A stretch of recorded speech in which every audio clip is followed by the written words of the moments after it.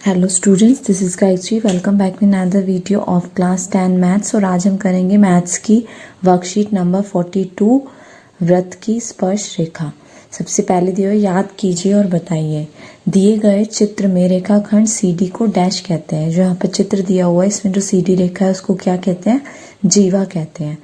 और O क्या है? यहाँ पर केंद्र है और CD क्या है? जीवा है। सेकंड है, वृत्त की त्रिज्या, केंद्र और चाप वृत्त के अंतर्भाग में होती हैं या फिर बहिर्भाग में स्थित होती हैं, यानी कि वृत्त के अंदर होती है या वृत्त के बाहर होती हैं। तो ये त्रिज्या, केंद्र और चाप कहाँ पर होती हैं? वृत्त के अंतर्भाग में स्थित होती हैं।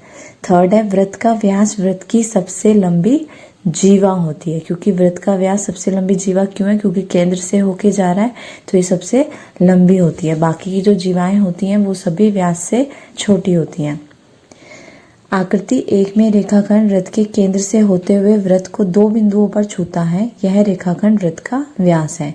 जैसा कि आप देख सकते हैं, आकृति 1 में ये जो सीधी रेखा जा रही है केंद्र से होके गुजर रही है और इसको 2 बिंदुओं पर, वृत्त को 2 बिंदुओं पर टच कर रही है, यानी छू रही है। तो ये जो रेखाखंड है क्या है? वृत्त का व्यास। यानी जो केंद्र से होकर रेखाखंड जाता है वृत्त पे, उसको क्या बोलते हैं? वृत्त का व्यास बोलते हैं।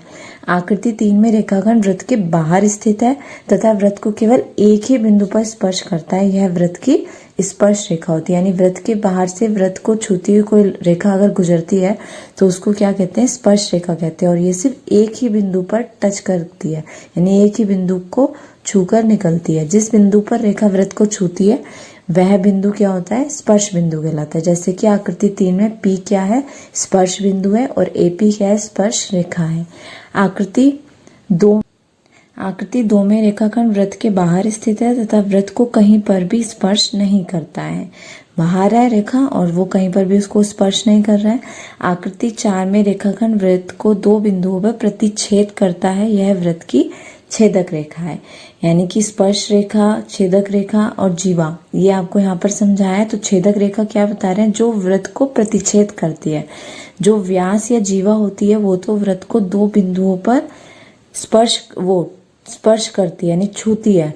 और ये क्या करती है? छेदक रेखा जो होती है वो प्रतिच्छेद करती है, यानी काटती हुई बाहर निकल जाती है। तो जीवा तो जो होती है वो 2 बिंदुओं को वृत्त पे ही, वृत्त के अंदर ही होती है और वृत्त पे टच करती है, यानी छूती है 2 बिंदुओं पर।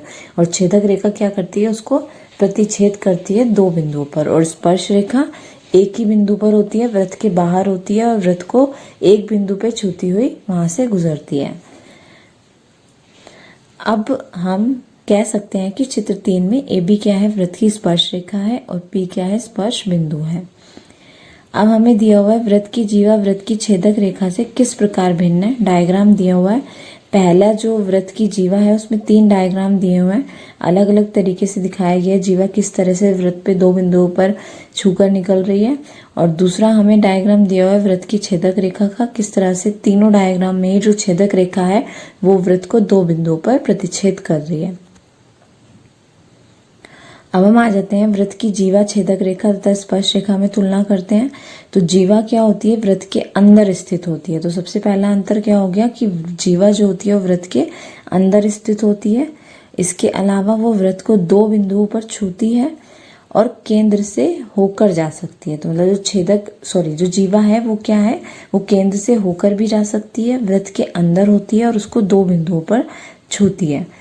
फिर है छेदक रेखा। छेदक रेखा में क्या है? वृत्त को प्रतिच्छेद करती है और कितने बिंदुओं पर प्रतिच्छेद करती है? 2 बिंदुओं पर प्रतिच्छेद करती है। यानी तो जीवा जो होती अंदर होती है और वृत्त को छूती है 2 बिंदुओं पर, जबकि जो छेदक रेखा है वो क्या करती है? प्रतिच्छेद कर रही है और कितने बिंदुओं पे? ये भी 2 बिंदुओं पे। और केंद्र से होकर जा सकती है, ये भी केंद्र से होकर गुजर सकती है, जैसे कि हम डायग्राम में देख सकते हैं। फिर है स्पर्श रेखा। वृत्त के बाहर स्थित होते हैं, वृत्त को केवल एक ही बिंदु पर छूती है। स्पर्श रेखा वृत्त के बाहर होती है और एक ही बिंदु पे छूती है। अभी हमने ऊपर डायग्राम भी देखा था, दोबारा हम देख लेते हैं इसको। ये जैसे डायग्राम में स्पर्श रेखा क्या है? सिर्फ एक बिंदु पर ही छू रही है। और तीसरा है,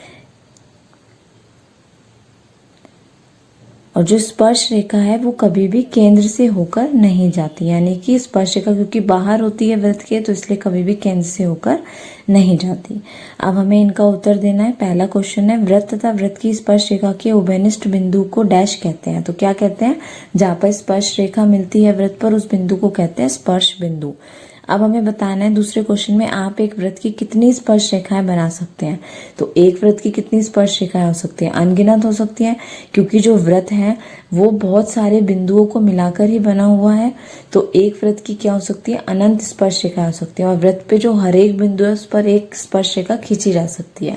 तो इस तरह से क्योंकि अनगिनत बिंदु है, वृत्त जो है अनगिनत बिंदुओं का समूह है, तो इसलिए वृत्त की क्या हो सकती है, अनंत स्पर्श रेखा हो सकती है, क्योंकि एक वृत्त में उस पर असीम बिंदुओं की संख्या होती है और हर बिंदु पर एक स्पर्श रेखा खींची जा सकती है। जैसे कि हम ये डायग्राम में यहाँ पर देख सकते हैं कि हर एक बिंदु से एक स्पर्श रेखा खींची जा सकती है, और वृत्त पे तो बहुत सारे बिंदु होते हैं, तो इसलिए उस पर अनेक स्पर्श रेखाएं खींची जा सकती हैं। अब आ जाते हैं हम तीसरे क्वेश्चन पे। तीसरे क्वेश्चन में हमें एक चित्र द्वारा वृत्त की छेदक रेखा एवं स्पर्श रेखा में अंतर स्पष्ट करना है।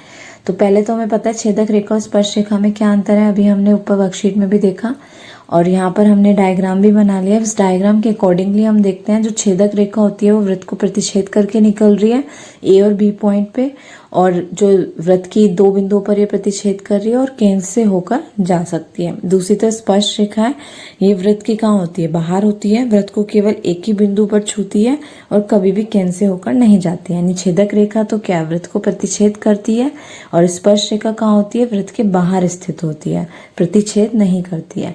दूसरा पॉइंट है छेदक रेखा का, वृत्त को दो बिंदुओं पर प्रतिच्छेद करती है और ये केवल एक बिंदु पर छूती है, यानी स्पर्श करती है। तीसरा पॉइंट है केंद्र से होकर जा सकती है, परंतु जो स्पर्श रेखा है वो केंद्र से होकर नहीं जा सकती, कभी भी वो केंद्र से होकर नहीं जाएगी। तो यहाँ पे जो नीचे हमने रेखा वृत्त के बाहर खींची हुई स्पर्श रेखा है, जो बिंदु सी से होकर गुजर रही है, एक ही पॉइंट पे छूती है, और ए बी क्या है, छेदक रेखा है, जो वृत्त को ए और बी दो पॉइंट पे प्रतिच्छेद कर रही है। अब हमें सत्य और असत्य बताना है फोर्थ क्वेश्चन में। पहला है वृत्त की छेदक रेखा एवं स्पर्श रेखा समानांतर हो सकती है, तो ये सत्य है, वृत्त की छेदक रेखा स्पर्श रेखा समानांतर हो सकती है। दूसरा है वृत्त की स्पर्श रेखा वृत्त को दो बिंदुओं पर स्पर्श करती है, ये असत्य है, क्योंकि जो वृत्त की स्पर्श रेखा होती है वो बाहर होती है और सिर्फ एक ही बिंदु पर स्पर्श करती है, जैसे कि हमने ऊपर डायग्राम में भी देखा था।